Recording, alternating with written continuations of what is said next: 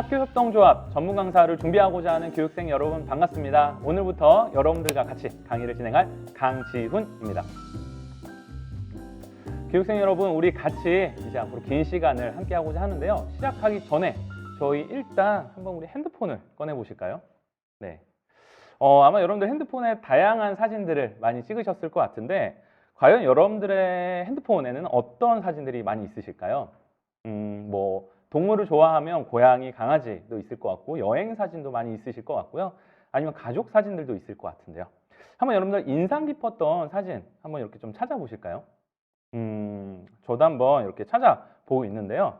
저는요, 아이들이랑 같이 놀이공원에 갔던 그런 사진이 기억이 납니다. 지금 보시는 것처럼 솜사탕을 파는 아저씨가 있으신 거예요. 두 분이 있으셨는데 한 분은 지금 보시는 것처럼 진짜 전통적인 나무젓가락의 솜사탕이고, 근데 어떤 그 주인분은요 캐릭터 솜사탕을 하시더라고요. 과연 아이들은 어떤 솜사탕을 좋아했을까요? 네, 물론 여러분들 생각하셨던 것처럼 당연히 아이들이 좋아하는 솜사탕은 바로 오른쪽에 있는 그런 토끼 모양의 솜사탕이었습니다. 저는 이 솜사탕을 보면서 첫 번째 솜사탕은 마치 공급자 중심의 그런 솜사탕 같다. 그리고 두 번째는요, 사용자 중심의 솜사탕 같다라고 생각이 들었습니다. 이걸 보면서 저는 교육도 마찬가지이지 않을까라는 생각이 들었습니다. 여러분들은 전문 강사로서 어떤 교육을 해야 될까요? 오늘 그 첫 번째 우리가 교수법에 대한 이야기부터 먼저 진행을 해보도록 하겠습니다. 시작하기 전에 잠깐 한번 4가지 정도의 자가 진단표를 제가 갖고 와봤는데요. 학교협동조합에 대한 정보를 전달하는 것이 가장 중요하다고 생각되시나요? 두 번째입니다. 내가 말하는 시간이 학생들이 말하는 시간보다 많아야 된다고 생각하시나요? 세 번째입니다. 내가 가장 많이 사용하는 교수법은 강의식이다. 네 번째입니다. 강의를 설계할 때 가장 고민해야 될 것은 무엇을 전달할까이다. 자, 여러분들은 어떻게 생각하시나요? 아마 여러 가지 답이 있으실 텐데요. 제가 생각하는 답은요, 이 4가지입니다. 첫째, 학생들의 정보 검색력이 사실 강사님들보다 더 높죠. 요즘 아이들은 정말 검색력이 좋은 것 같습니다. 두 번째입니다. 학생들은요, 듣기보다는 스스로 말하는 것을 내가 수업을 잘 했다고 생각을 하더라고요. 세 번째입니다. 학생들에게 강의식은 오래 남지 않고요, 참여식이 오래 남습니다. 마지막 4번째입니다. 진짜 여러분들이 고민을 하셔야 될 것은요, 무엇을 전달할까 보다는 어떻게 전달할까, 이 부분이지 않을까라는 생각이 듭니다. 오늘 그런 부분을 좀 이야기를 해보도록 할 텐데요. 여기서 잠깐 학습 전이라는 그런 좀 이야기를 해볼까요? 아마 교육을 하시는 분들이라면 2가지의 고민을 하실 겁니다. 첫째, 가르친다고 배울까? 두 번째, 배운다고 실천할까? 가르친다고 배울까? 이거는 학습 여부에 대한 부분이고요. 배운다고 실천할까? 이거는 전이 여부에 대한 부분입니다. 결국 여러분들이 강사로서 고민을 하셔야 될 것은 학생들의 수업의 성공과 실패는 결국 학습 전이라는 것. 그래서 이 학습 전이를 잘 할 수 있는 러닝 퍼실리테이션 수업을 본격적으로 시작해 보도록 하겠습니다.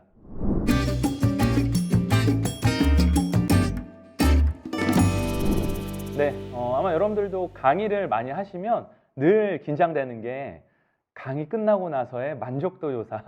저는 그랬던 것 같거든요. 그래서 늘 만족도 조사가 좀 궁금하고 또 많이 보는 편인데요. 제가 아직까지 참 기억에 남는 그런 후기가 있었습니다. 같이 한번 볼까요? 어떤 친구들이 이렇게 써줬네요. 오늘 너무 재밌었고 생각보다 내가 아는 게 많다는 걸 알게 되었어요. 무엇보다 45분이 이렇게 짧은지 몰랐어요. 자, 이거 중요합니다. 강사님은 거의 뭘 안 하셨던 것 같고 저희만 한 것 같은데 엄청 좋았어요. 강사비 50%는 저희 주셔야 할 것 같아요. 너무 귀엽네요. 저는 이 후기가 그동안 들었던 후기들 중에서 가장 내가 원하는 그런 강의고 학생들이 참 만족했다라는 생각이 드는 그런 강의였습니다. 보시는 것처럼 저는 많이 안 하는 것 같고 근데 학생들은 많이 하는데 배운 것 같다. 저는 이게 오늘 저희가 배워볼 러닝 퍼실리테이션의 정의라고 생각됩니다. 러닝 퍼실리테이션이란 무엇일까요? 여기서 잠깐 일반 교수법과 러닝 퍼실리테이션 그리고 퍼실리테이션의 한번 정의와 비교를 해보면 쉽게 파악을 할 수 있을 것 같은데요. 먼저 첫 번째, 교수법은요, 단순히 강사 중심으로 전달을 하는 것을 교수법이라고 합니다. 정반대가 퍼실리테이션인데요. 아마 교육을 들으신 분들은 많이 아실 것 같습니다. 퍼실리테이션이란 회의를 운영하는 기법이죠. 그리고 그 중간에 있는 게 러닝 퍼실리테이션입니다. 러닝 퍼실리테이션이란 학습자 중심으로 교육을 운영하는 그런 과정 혹은 교수법이라고 이야기를 할 수가 있습니다. 결론적으로 학습자들이 상호 소통하여서 문제를 해결하는 과정, 그것을 우리는 러닝 퍼실리테이션이라고 이야기를 하죠. 교수 전략에 따라서 아마 여러분들이 설계를 하시는 고민들이 있을 것 같습니다. 대상에 따라서, 그리고 과제에 따라서, 환경에 따라서. 한번 우리가 표를 보면서 좀 더 자세히 보도록 할까요? 첫 번째, 생성적 교수 전략에 가까워야 할 때가 있습니다. 우선은요, 학습자 자체가 사전 지식 수준이 높고, 그리고 동기가 높고, 불안이 적으면 아마 효과가 많이 좋겠죠. 반대로 주입식 전략이 필요할 때가 있습니다. 반대로 사전 지식 수준이 낮고요. 그리고 동기가 낮고 불안이 상당히 높을 경우에는요, 그런 학습자에게 필요할 것 같습니다. 근데 우리가 교수법을 준비할 때는요, 반드시 학습자와 그리고 과제와 환경을 고민을 하셔야 될 것 같습니다. 지금 보시는 표처럼 생성적 교수 전략과 그리고 주입식 교수 전략이 어디에 더 효과적인지를 여러분들이 보실 수가 있습니다.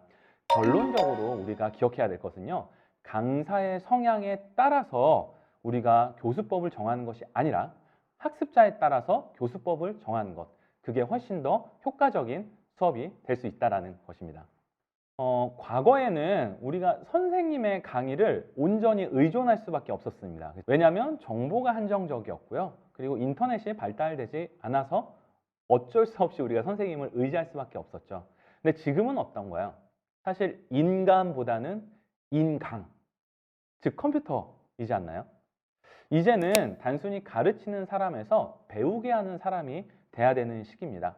우리가 아무리 잘 강의해도 진짜 인터넷의 그 1타, 2타 강사 그분들처럼 잘 가르칠 수는 없기 때문입니다. 중요한 거는 그래서 단순히 무엇을 전달할까에 여러분들이 포커스를 맞추는 게 아니라 어떻게 전달할까, 그리고 그게 바로 러닝 퍼실리테이션의 핵심 부분입니다.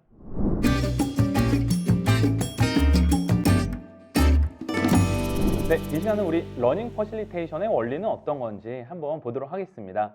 세 가지를 여러분들이 기억해 주시면 좋을 것 같은데요. 첫째, 강의의 주인공은 누가 되어야 될까요?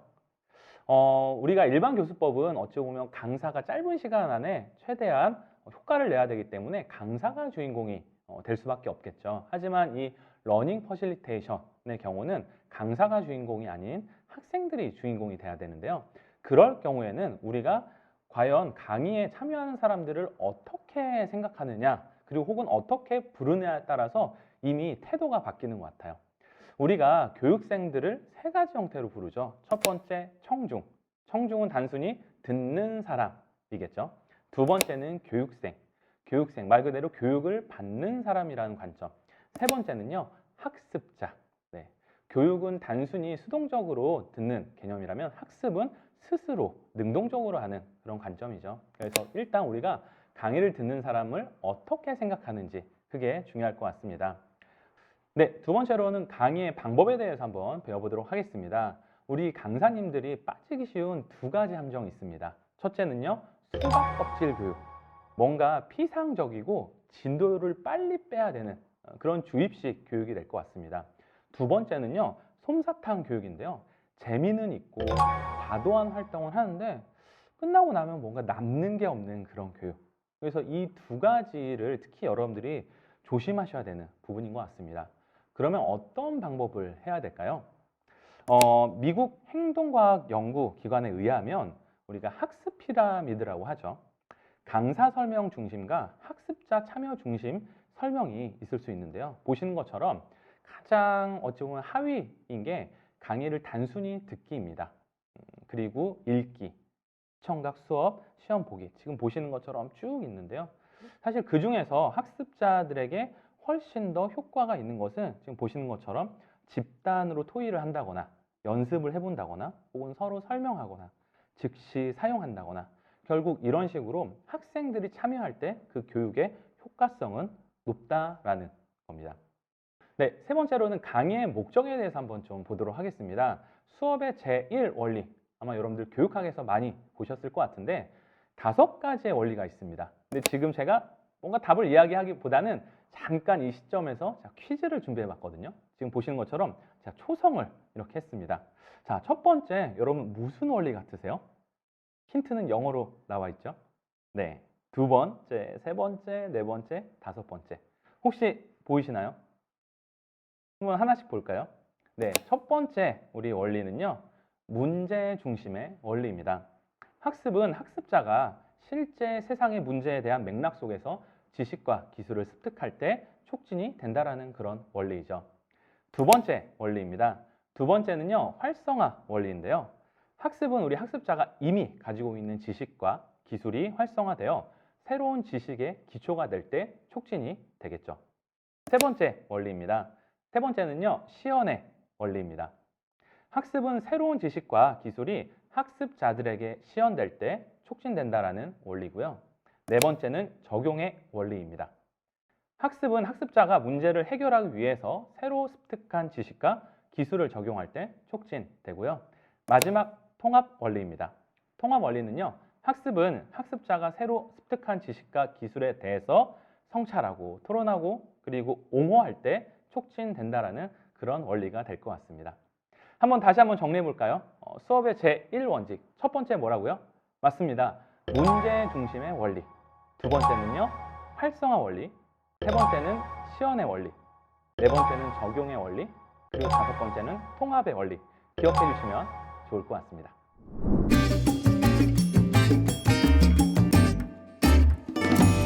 네, 이 시간은 한번 우리 배우셨던 러닝 퍼실리테이션으로 학습을 어떻게 설계할 수 있을지에 대해서 한번 이야기를 해보도록 하겠습니다.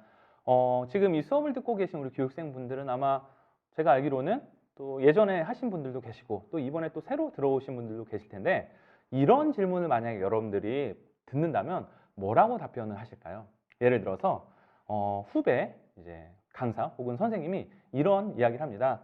선배님, 제가 강의를 하는데 아이들이 집중을 안 합니다. 제 수업의 문제가 뭘까요? 그럼 여러분들 뭐라고 이야기하시겠어요? 원래 그래. 뭐 그렇게 이야기하실 수도 있고 우리 좀 더 해보자. 뭐 그렇게 이야기하실 수도 있을 것 같습니다.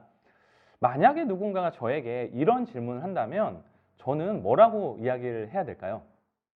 만약에 저라면 이렇게 이야기를 할 것 같습니다. 강의 방법은 문제의 현상일 뿐이고 사실 설계 방법이 문제의 원인이었던 것 같아요. 즉, 단순히 전달하는 게 문제가 있었기보다는 그 이전에 과연 내가 강의 설계를 잘 하셨나요? 이 부분을 좀 더 질문을 했을 것 같습니다. 강의 그 순간보다는 강의를 준비하기 전이 훨씬 더 중요하다라는 거죠. 우리가 잘 알고 있는 아브라함 링컨이 그런 이야기 하시더라고요. 만약에 나에게 나무를 베는 시간이 6시간이 주어진다면 나는 도끼를 가는데 무려 4시간을 쏟을 것이다. 즉, 본질이 중요하다라는 그런 이야기인 것 같습니다. 네, 여기서 한번 우리 학습 설계에 대한 본질을 좀 이야기해 볼까요? 우리가 강사일 때와 러닝 퍼실리테이터일 때의 뇌구조가 달라진다는 것 알고 계신가요? 지금 제가 이미지를 하나 갖고 와봤습니다. 강사일 때의 뇌구조 이미지, 그리고 우리가 퍼실리테이터일 때의 뇌구조 이미지입니다. 먼저 강사일 때의 뇌구조 볼까요? 보시는 것처럼 대주제가 이거예요. 우리 학생들에게 이 주제를 어떻게 가르칠까? 그리고 FT일 때는요, 이 문제를 어떻게 해결할까? 주제가 다르니까 지금 보시는 것처럼 전달해야 되는 내용들이 다 달라지게 되겠죠. 그래서 우리가 러닝 퍼실리테이션도 마찬가지입니다. 단순히 우리가 강사일 때 교수법이 아니라 이 촉진을 할 수 있는 그런 학습 설계가 필요한데요. 저는 4가지의 설계 프로세스를 좀 여러분들에게 팁으로 드리고 싶습니다. 자, 먼저 첫 번째, 참여를 유도해 보시는 거예요. 어떤 활동을 통해서 우리 학생들 그리고 교육생들의 흥미도를 향상시켜 보는 겁니다. 두 번째로는요, 성찰의 그런 요소를 사용해 보시면 좋을 것 같습니다. 예를 들어서 시작할 때 질문을 한다거나 어떤 좀 궁금증을 유발하는 그런 전략이 될 것 같습니다. 네, 세 번째는 우리가 설명의 요소를 잘 쓰시는 건데요. 단순히 그냥 말만 하고 활동만 하기보다는요, 이론과 그리고 설득력 있는 그런 이야기들을 할 때 여러분들의 활동에 힘이 더 들어갈 것 같습니다. 마지막으로는요, 훈련입니다. 실습을 통해서 실제 이것을 현장에 적용하는, 그래서 이 네 가지의 프로세스를 여러분들이 적재적소에 설계를 하시면 수업에 훨씬 효과적이실 것 같습니다. 네, 우리가 교육을 시작할 때 처음부터 준비 운동도 없이 바로 막 강의를 하고 설명을 하면 어떨까요? 우리 과거에는 그랬던 것 같아요. 선생님께서 딱 교실에 오면 야, 뭐 우리 수학책 몇 페이지 바로 펴 그러면서 바로 했던 것 같은데 사실 지금은 단순히 가르치기보다는 먼저 관계를 맺고 연결을 하면서 마치 우리 수업에 준비 운동을 하는 게 필요합니다. 그래서 오프닝을 어떻게 하는 것도 여러분들 좋은 그런 수업의 효과성을 높일 수 있는 방법일 것 같은데요. 어떤 게 있을까요? 저는 한 세 가지 정도를 많이 쓰는 편이에요. 첫 번째로는 그냥 사소하고 소소한 이야기로 좀 말문을 여는 편입니다. 예를 들어서 아까 저희 시작할 때 혹시 기억나시나요? 우리 한번 핸드폰을 켜볼까요? 어떤 사진이 있으신가요? 이제 이런 이야기들로 시작했던 것처럼 그렇게 가볍게 자연스럽게 하셔도 좋을 것 같고요. 두 번째로는 어떤 가벼운 스킨십도 저는 좋은 부분일 것 같습니다. 예를 들어서 하이파이브를 한다거나 혹은 저는 이 엄지손가락에 뭔가 표정을 이렇게 그려서 오늘 저의 뭐 감정은 이렇습니다. 뭐 여러분들의 감정은 어떻습니까? 그런 식으로 손에 뭔가 표정을 그리는 것도 저는 좋은 어떤 아이스 브레이킹의 역할이 될 것 같고요. 세 번째로는 어떤 명확한 역할을 배분하는 그런 시간도 중요할 것 같아요. 우리가 장기적으로 협동조합을 하게 되면 긴 시간을 하기 때문에 반드시 역할이 필요할 것 같습니다. 그래서 미리 사전에 역할을 정해 놓으면 이후에 어떤 책임과 그리고 해야 될 것들이 정해지기 때문에 그런 어떤 팀빌딩을 하시는 것도 좋을 것 같습니다. 네, 다음으로 의미를 디자인해 보셔야 되는데요. 의미를 디자인한다? 즉 동기부여를 주자라는 겁니다. 왜 해야 되는지 그 이유를 알고 그리고 수업을 진행하자라는 거죠. 저는 세 가지의 좀 팁을 말씀드리고 싶은데요. 첫 번째, 학습 목표를 결정을 하시는 겁니다. 무엇을 그리고 이걸 들으면 어떤 게 좋은지 그런 기대 효과를 먼저 큰 그림으로 우리가 파악해야지 앞으로의 활동들이 수월할 것 같습니다. 두 번째로는요, 학생들이 학습 방식을 결정하고 선택할 수 있게끔 하는 방법이 중요할 것 같고요. 세 번째는요, 지금 우리 학생들 그리고 우리 학교 협동조합의 현재 상태, 상황은 어떤지를 파악하는 것도 중요할 것 같아요. 아까 우리 사전에 제가 자가 진단해서 현재 나는 어떤지 그리고 앞으로 어떤 방향을 가야 되는지 그런 부분의 효과를 여러분들이 기억하시면 좋을 것 같습니다. 네, 다음으로 가르치며 배우게 하는 것도 좋은 방법이 될 수 있습니다. 예를 들어서 그냥 단순히 정보를 전달하기보다는 어떤 활동, 게임을 통해서 스스로 인지할 수 있는 그런 방법인데요. 예를 들어서는 문제 풀기 활동을 많이 하는 편이에요. 초성 게임이나 가로, 세로 단어 맞추기를 통해서 스스로 그 문제를 그리고 답을 찾게 하는 거죠. 예를 들어서 한번 이거 볼까요? 우리 아까 수업의 1원리 기억나시죠? 제가 지금 초성만 보여드렸습니다. 이거 지금 뭔지 기억나세요? 맞습니다. 문제 중심 원리. 갑자기 막 머릿속으로 막 들어오시죠? 두 번째 볼까요? 네. 활성화 원리고요. 세 번째는요? 맞습니다. 시연의 원리. 네 번째는요? 적용의 원리. 뭔가 계속 머릿속에 들어옵니다. 마지막은요? 네. 통합의 원리. 저는 다른 이미지 게임들로 이걸 할 수 있다고 생각이 됩니다. 예를 들어 볼까요? 어떤 문제를 내고 싶어요. 그 문제를 낼 때 이런 스몰 윈도우 게임이나 도전 골든벨을 통해서 문제를 내고 퀴즈로 맞추게 할 수도 있을 것 같은데요. 제가 많이 하는 것 중에 하나가 이 스몰 윈도우 게임인데요. 한번 우리 실습 한번 해볼까요? 지금 이 스몰 윈도우 게임 뭐냐면요. 창문의 틀 안에 어떤 물체의 한 부분이 나옵니다. 이 한 부분만 보고 여러분들이 맞춰 보시는 거예요. 한번 몇 가지만 해볼까요? 자, 이거 뭘로 보이세요?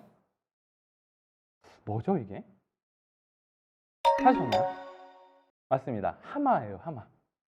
마지막으로요. 뭔가 있죠? 눈 같기도 하고 동물 같기도 한데. 맞습니다. 코알라예요. 지금 보시는 것처럼 어떤 그냥 뭐 단순히 이미지를 보여주는 것으로 그냥 이렇게 하세요 라기보다는 저는 이런 게임을 통해서도 충분히 학생들에게 알려줄 수 있는 그런 교수법이 될 것 같습니다. 세 번째로는요, 이런 키워드 연구 활동, 팀별로 조사를 해서 발표를 하게끔 하는 그런 것도 어찌 보면 하나의 배우면서 가르치는 그런 교육이 될 것 같습니다. 마지막입니다. 우리가 수업을 다 끝나고 나서는 어떻게 마무리를 하시나요? 대부분 오늘 끝났습니다. 다음 시간에 뵙겠습니다. 뭐 그렇게 하실 수도 있을 것 같은데요. 저는 세 가지의 좀 팁을 드리면 이런 걸 드리고 싶어요. 첫 번째로 배운 것을 한번 써보게끔 해보는 거예요. 오늘 여러분들 배웠던 것을 한번 5개 글자로 소감을 적어보세요. 이런 것들도 저는 복습의 개념으로 좋은 클로징이 될 것 같고요. 두 번째는 그냥 쓰기보다는 이걸 가지고 한번 서로 나눠보게끔 하는 겁니다. 그리고 세 번째로는 수고했다고 그리고 막 격려해주고 이러면 학생들 입장에서는 별거 아니지만 이 사소한 어떤 격려와 성취감이 본인에게 있어서 좀 더 큰 동기부여가 되지 않을까라는 생각이 듭니다. 오늘 여러분 첫 번째 강의를 진행해봤는데요. 한번 오늘 했던 것을 요약해 보도록 하겠습니다. 먼저 우리 세 가지를 배웠습니다. 첫째, 러닝 퍼실리테이션의 정의에 대해서 배워봤고요. 두 번째는 원리에 대해서 배워봤습니다. 그리고 세 번째는 학습을 어떻게 설계할 수 있을까에 대해서 배워봤고요. 제가 거기에 대한 답을 이렇게 한번 해봤어요. 먼저 러닝 퍼실리테이션이란 뭐다? 학습자들이 동료 상호작용하여서 서로 문제 해결을 하는 과정이다. 두 번째, 학습 원리 어떤 거 있었다고 그랬죠? 5가지. 네, 수업의 1원리 말씀드렸고요. 마지막으로 학습 설계를 하기 위해서는 우리 참여하고 성찰하고 설명하고 실습하는 이런 프로세스를 계속 주기적으로 하면 훨씬 더 지루하지 않게 할 수 있을 것 같습니다. 과연 여러분들은 어떻게 진행할 수 있을까요? 지금 여기 보시는 것처럼 각자 자신의 교수법은 어땠는지 한번 생각해 보셔도 좋을 것 같습니다. 네, 어느덧 1차 시가 마무리됐는데요. 제가 매번 강의가 끝날 때마다 여러분들에게 힘이 되는 명언을 준비를 해왔습니다. 오늘의 명언은 이겁니다. 강사는요, 정답 발견자를 가르치고 교사는 문제 해결자를 가르친다. 어떤 뜻일까요? 학교 협동조합의 정의는 저는 이렇게 생각됩니다. 지역과 공동체의 공동의 문제를 해결하는 것, 그게 제가 생각하는 학교 협동조합인데요. 여러분들이 그런 문제 해결자를 잘 발굴해서 또 그들과 함께 지역의 문제를 해결해 줄 수 있는 여러분들이 되시기를 바라겠습니다. 이렇게 해서 오늘 1차 시를 마무리하도록 하겠습니다. 수고하셨습니다.